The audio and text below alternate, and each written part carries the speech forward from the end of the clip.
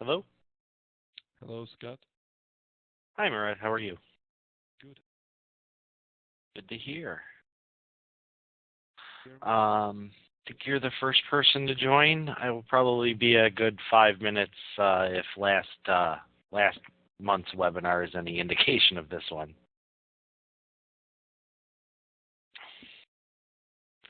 So how's the system coming otherwise?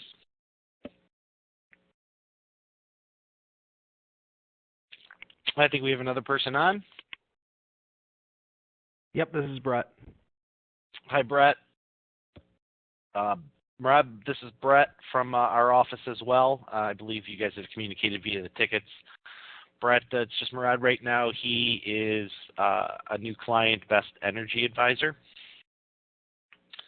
And so he Hello. is doing home improvement ping post right now to home improvement leads, web.com, and integrate.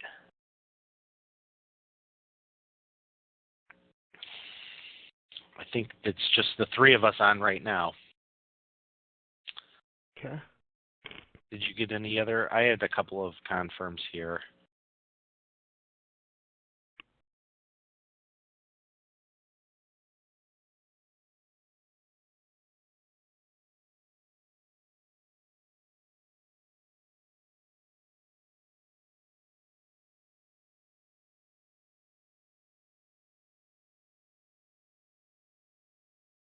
Email Justin.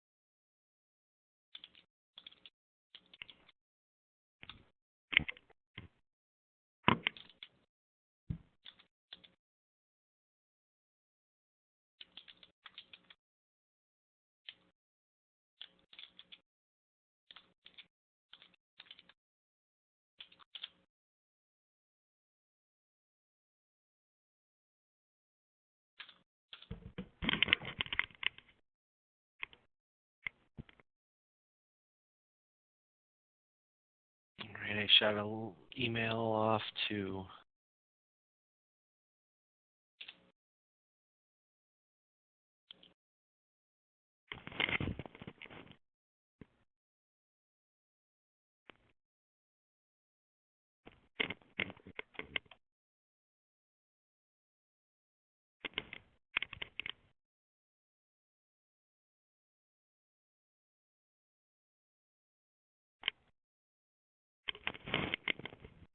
you had some confirmations too, didn't you, Brett?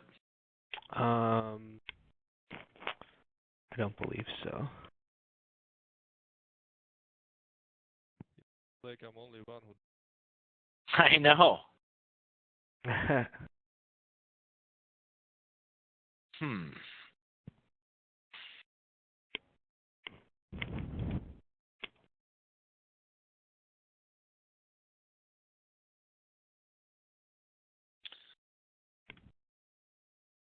Um,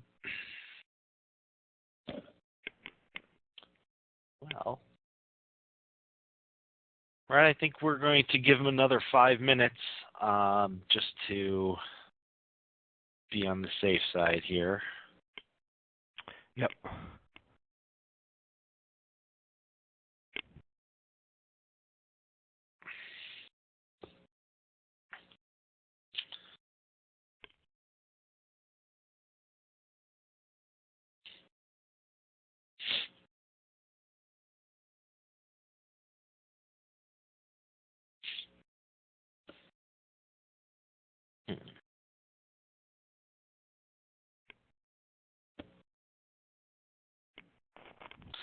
Well, it's not normally like this. Last month we had about 12 people on the call.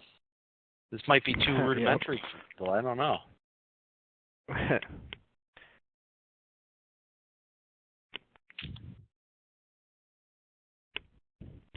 Well, I think rather than just waiting, let's, you can see my screen. Brett, I think if you can, and just as much for my knowledge too, just so I can see how you explain it, if you could just, I'll kind of go through and we'll just do a kind of a basic ping post explanation in terms of the back end. Some things you'll already know. So, for example, these lead types here are your normal posting. But if you wanted to start, because right now you're doing all of your own leads, right, Murad? You don't have any. You're not buying any leads from anybody. But I'm planning to start buying. Right. So when you do start bringing on lead sellers, you would be bringing them on as vendors and then creating a source for them, just like you did with the call center ones, I think. And then if you look here, there is ping post lead. So these are going to be the API specs for a specific lead type. We're going to use auto finance for this example. They're very similar to the ones that are found in the lead types. The only difference is it defines what is required on the ping and what is required on the post, and then also goes through the XML post as well. So these, again, just the same way. The only difference is rather than providing them just the source and the posting URL, you would actually provide them with these instructions and then also their API key. So the API key is found in the vendor settings. So for example, we'll just use one that we have here. And then you'll see right at the top here is the vendor settings. So you can copy those and give those to them as well, which will allow them to ping into your lead distribution system. Now, when you're in the specific settings, there are several different options. So you see we set up a test one that is for dynamic pricing. So what this would be is allows your lead seller to ping you in, run through your ping tree, and return back a dynamic price. You can carve out a profit margin and then pass the balance back to the source. So if we look into the source settings and we scroll down,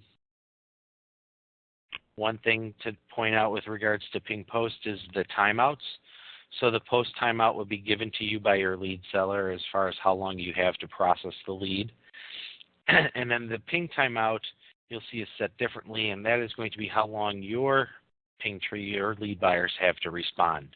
And this way it will allow you to run through and gather all of the responses before you get timed out by your lead seller. Yeah, just want to step in and please clarify just one thing about that. So what this is just the number of seconds that your system has to respond with something back to who's selling you the lead. So what that means right now, 20 seconds, if I'm a seller and I ping your system, if I don't get a response back in 20 seconds, it's the system's automatically going to return back just a generic unmatched. And what that does is that really keeps everyone happy, especially your sellers, because they are waiting back for a response. And if they're just sitting there waiting and waiting and waiting for, a very long period of time, that greatly decreases the chances of the lead selling to anyone else. So this way, you put the ping delivery time out as kind of like your fail-safe. So if you don't return back, if you don't get any responses back from your buyers after 20 seconds, we just automatically end the lead and end the delivery and return back a response back to the seller. All right. And then the next is allowing using return best price parameter in the API. So selecting this option from no to yes will actually return back your best bid based on your ping tree to the lead seller. And then we have profit margin, and as well as some maximums as well. So the maximum best price offer is going to limit the amount of money, because if there were a situation where the profit margin plus your bid would exceed some value arbitrary value that you want to set, you can cap that here. So maybe you would never want to offer more than $45 for a lead. Next, you have your profit margin. So this is how the system calculates its automatic bid based off of your ping tree. So that can be set as a percentage or a dollar value or a percentage. And so if it's an absolute value of $10, the system will automatically carve out that $10 based off of the bids that you collect from your ping tree and pass the balance along to this lead seller. Or, of course, you can do it on a percentage basis as well. May I ask a question? Sure. In case if I'm willing to sell this lead for several buyers in my ping tree, is there any way I can set it up here? So that would be on the buy side, and we'll cover that after we set up the sell side here. Got it. So, Brett, are there any other switches to cover? No, this is clear. Just the only thing, your interfaces look way better than mine. So that is something I neglected at the beginning here. This is a preview of our new UI. We are in beta test. So one of the nice things is once we get out of this beta testing period, finish up some final tweaks, we'll be able to start implementing the new UI into systems. Got it. So your patience will be rewarded. Hopefully. Brett, any other switches to cover? Nope. Those are the main ones you want to cover there. Okay. So again, that sets up the incoming lead so that you can check into your ping tree and collect your dynamic bids from your partners. So if we go into... sorry to interrupt you, Scott. No, that's okay. Like a private training session today, so I will ask questions. I mean, if I have a seller, he ping me a price, and some guy, one of my buyers buys that lead, I will still capture this lead in my system, right, with full information. So lead is coming to my system, I'm capturing it completely with full data, and then going to my buyer. Correct. Your lead distribution is separate. Now, in the ping post, you would only capture that lead information if there was a buyer and you were actually sold the lead. So if we look onto the buyer side, we have two different types of auto finance buyers set up, Martin Riggs and Roger Murtaugh. One is going to show you how you can set custom business rules for your buyers that may not have a ping post system of their own, so that they can give parameters to you around a specific lead type and different prices, and then also one that has dynamic pricing that will return in the ping to their CRM. So if we go into the static auto finance client and then we go to the lead filter sets,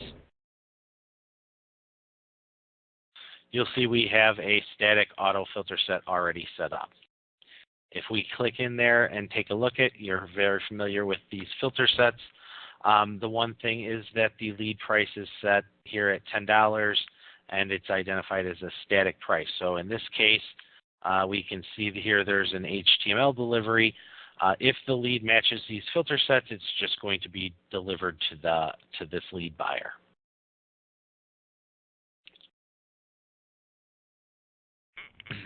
Now, if we take a look at the dynamic buyer,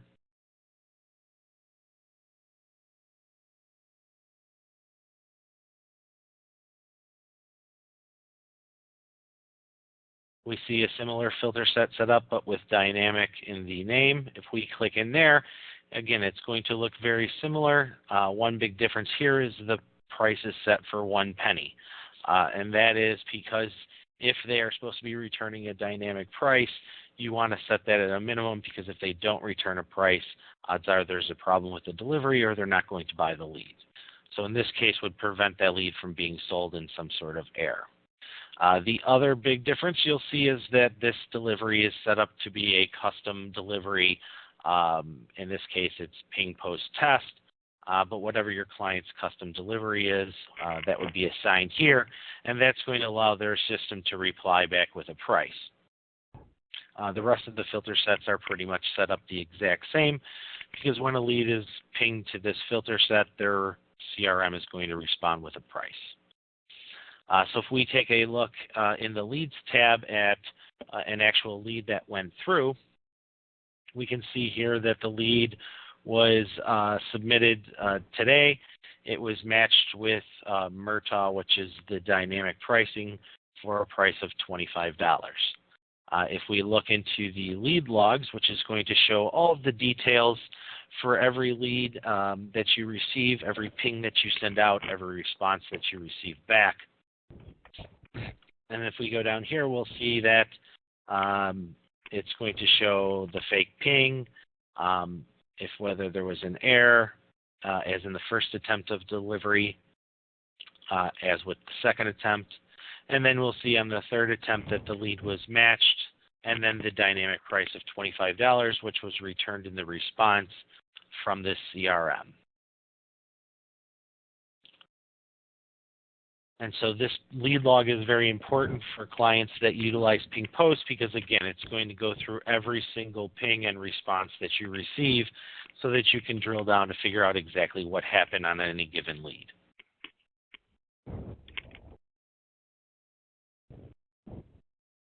Brett, is there anything else you wanted to cover on this section? Just that when you click on this show lead log, it's going to show you the response, like I said, from every single buyer that the ping was attempted to. So if a buyer doesn't have a ping post delivery, that's when this fake ping post is done. That's what that log shows. And what that means is, instead of actually, kind of like you have that what delivery, the integrate one that's a ping post in your system. Home improvement leads. Yep. So yeah, it comes through, it pings them, you send them the partial information, they reply back with a response and a price offer. So that is what you see here, the very top of that log on the screen right now. So they replied back in the ping, yes, we accept that lead, the price offer of $25.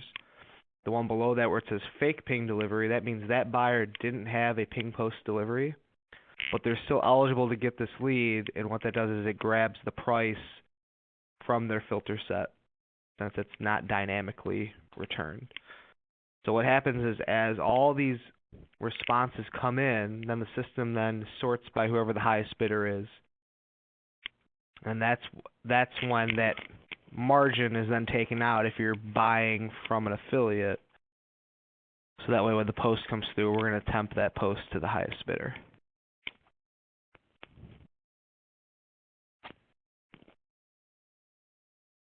All right.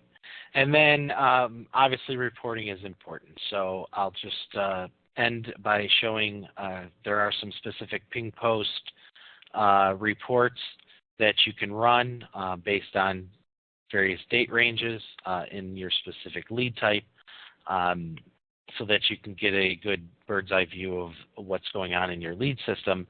And then I will also finish up with a reminder on timed reports that you can go in here, select any report that is in your system, and automate the process of delivering that via email or, excuse me, FTP to your site, so that, or to your email, or to your FTP to your host, so that you can have that report sitting in your inbox or wherever you want on some periodic basis.